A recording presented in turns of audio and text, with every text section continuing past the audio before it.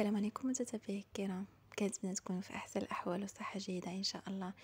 اليوم بغيت نشارك معكم هاد فيتوبان بينيغورج.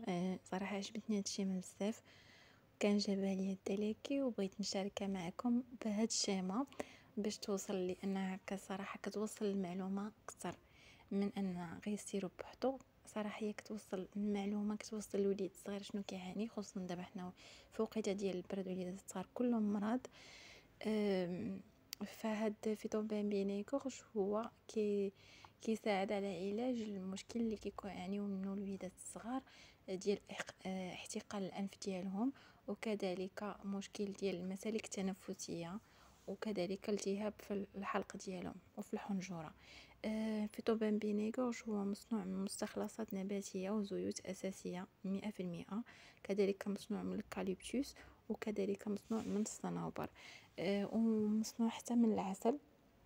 لذلك فاحنا ما نخافوش على وليداتنا الصغار منه، لانه طبيعي 100%، مصنوع غير من مستخلصات طبيعيه اساسيه. هو فيه نكهه البرتقال، فالوليدات الصغار غير يعجبهم بزاف.